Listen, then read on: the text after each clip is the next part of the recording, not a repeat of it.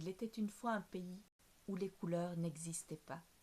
Tout était gris dans le monde, le ciel, le soleil, les nuages, l'herbe, les arbres, les vaches, tout gris. Dans ce pays vivait un magicien.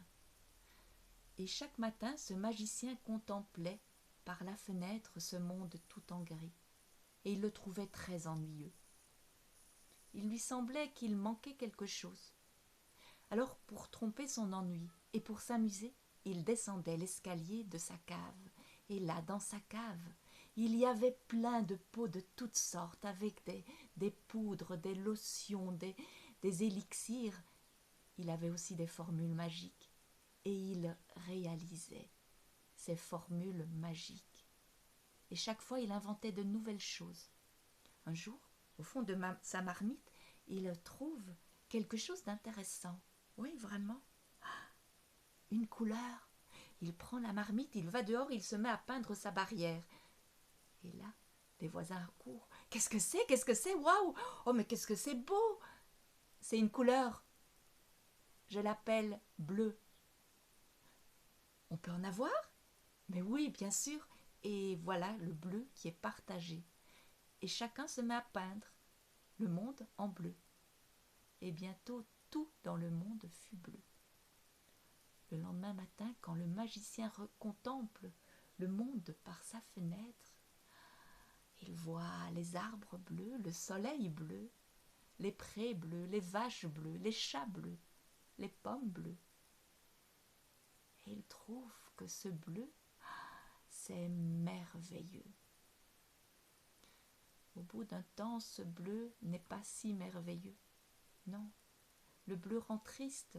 Les enfants ne rient plus, les enfants ne jouent plus, ne chantent plus. À la maison, les parents tirent la tête et dépriment. On pleure pour un rien, et c'est en pleurnichant que les voisins viennent trouver le magicien en disant « Magicien, ce bleu, ça ne va pas, il faut autre chose. » « C'est vrai, dit le magicien, je n'arrive même plus à sourire. » Et il descend l'escalier de sa cave, et là, dans sa cave, il mélange à nouveau un peu de ceci, un rien de cela, encore de ceci, et il trouve au fond de sa marmite quelque chose de nouveau, une nouvelle couleur. Wow. Il prend la nouvelle couleur, il peint la barrière. Oh, qu'est-ce que c'est? Disent les voisins. Du jaune. Et le jaune est partagé. Et bientôt, tout devient jaune dans le monde. Le soleil jaune, le ciel jaune, les arbres jaunes, les prés jaunes, les vaches jaunes, les coccinelles jaunes. Le lendemain, quand le magicien contemple son monde tout en jaune, il le trouve vraiment réussi. Mais non, ce jaune n'est pas si réussi. Le jaune, il éblouit. Les gens restent alors enfermés chez eux, les volets fermés. Et quand ils sortent, c'est en fermant les yeux. Alors ils se cognent, ils trébuchent. Quand ils ouvrent les yeux, ils attrapent mal à la tête. Et c'est en tâtonnant et en trébuchant qu'ils arrivent près du magicien en disant « Magicien, ce jaune, ce n'est pas possible. Il faut que tu trouves autre chose. » « C'est vrai, dit le magicien. Depuis ce matin, j'ai une migraine terrible. » Et il descend l'escalier de sa cave. Et là, à nouveau, dans ses pots, il mélange un peu de ceci, un peu de cela, et il trouve autre chose. Ça, c'est la bonne couleur. Et il prend la marmite, il va dehors, et les voisins, et qu'est-ce que c'est? Rouge. On peut en avoir, oui, et la mode du rouge est lancée. Tout dans le monde devient rouge. Le ciel, le soleil, les arbres, les prés, les vaches, les chats, les pommes, même les gens et les vêtements. Tout rouge. Le lendemain, quand le magicien contemple le monde, waouh! Ce monde en rouge, c'est l'idéal. Mais non, c'est pas l'idéal. Le rouge, il monte à la tête, comme la colère. Les enfants se disputent, se tirent les cheveux, se tirent la langue.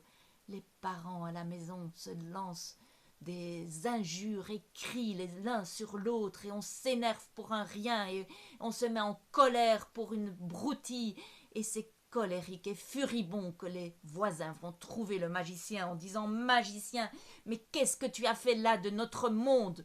Il est horrible comme ça, on se dispute, on se bagarre. C'est épouvantable, c'est à cause de toi ça, il faut que tu trouves quelque chose, sinon gare à toi. » Le magicien, énervé, descend l'escalier de sa cave et là à nouveau il mélange un peu de ceci, un rien de cela, du bleu et encore du bleu, du jaune et encore du jaune, du rouge et encore du rouge, et tout se mélange, déborde et se mélange et ça fait un gâchis. Quand il regarde ça, il se dit « Voilà la solution. » Il fait venir les voisins, il dit « Regardez toutes ces couleurs mélangées, ça en fait des nouvelles. » Et du rouge, du jaune, du bleu, mais de l'orange, du brun, du vert et du mauve et du violet et de plein de couleurs innombrables. Mais qu'est-ce qu'on va prendre? C'est magnifique, mais qu'est-ce qu'on va prendre? Laquelle va-t-on choisir? Il ne faut pas choisir, il faut les prendre toutes, dit le magicien. Et c'est ainsi que chaque couleur a trouvé sa place dans le monde. Le soleil est devenu jaune, le ciel bleu comme l'eau de la mer, les arbres verts ou jaunes ou rouges, et les fleurs de toutes les couleurs, comme les gens sur la terre aussi, de toutes les couleurs. Le lendemain, le magicien contemple ce monde tout en couleurs. Et il se dit « Waouh! C'est merveilleusement réussi et idéal. » Et il avait raison.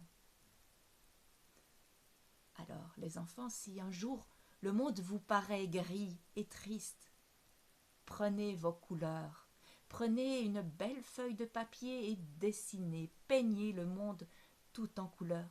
Et puis le dessin, offrez-les ou affichez-les à la fenêtre de votre maison.